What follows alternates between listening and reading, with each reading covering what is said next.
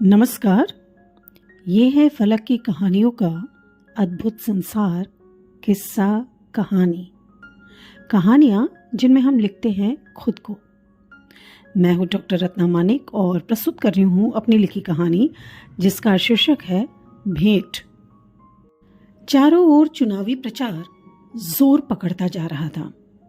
सभी दलों के नेता कार्यकर्ता अपने अपने प्रशंसकों की अधिक से अधिक भीड़ जुटाने के तमाम हथकंडे अपना रहे थे।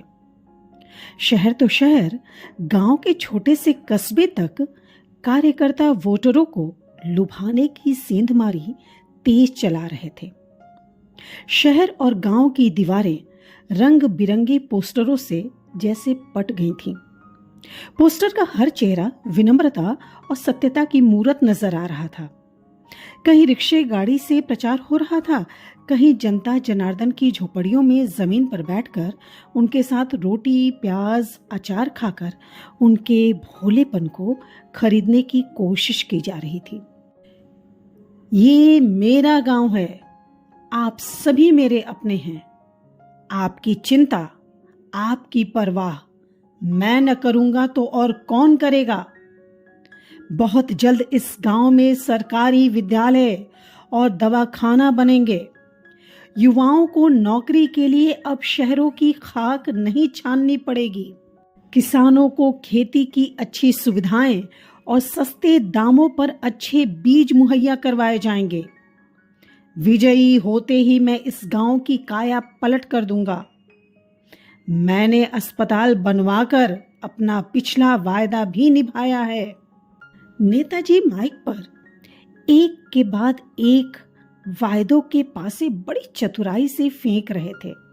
वही पास के कस्बे की मिथिला प्रसव पीड़ा से ऐसे छटपटा रही थी जैसे अभी उसके प्राण पखेरु उड़ने वाले हों। यही उसकी जिंदगी की अंतिम बेला हो।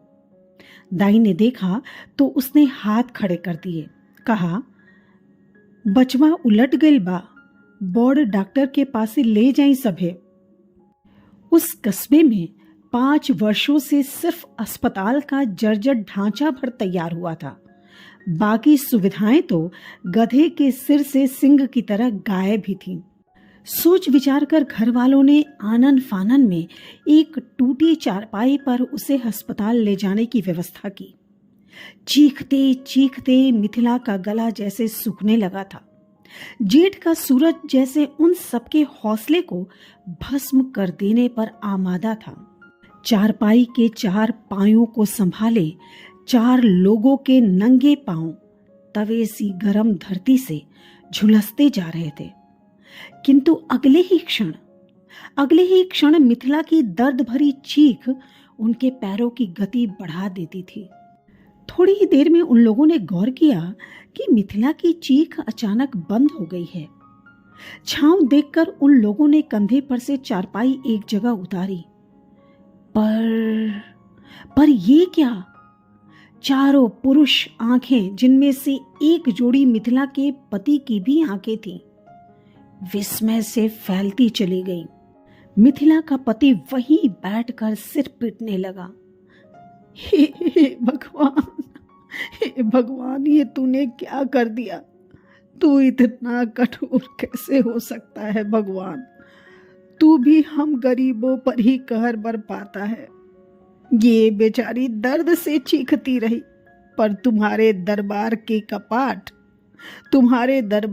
कपाट इन्हीं सफेद मुखौटाधारियों के कान की तरह बंद रहे। जरा भी ना पसीजे तुम। मिथिला का पति अपने सिर के बालों, अपनी कमीज को विक्षिप्त की तरह नोचे जा रहा था।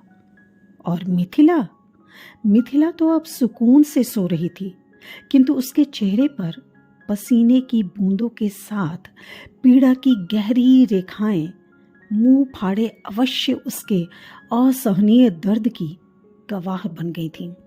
मक्खियां उसके मुंह और पैरों के पास भिनभिना रही थीं, जहां रक्त से सनी एक लिबलिबी बेजान निश्चेष्ट मांस की काया पड़ी थी, जो संसार के रंग देखने से पहले ही सरकारी व्यवस्था की भेंट चढ़ गई थी।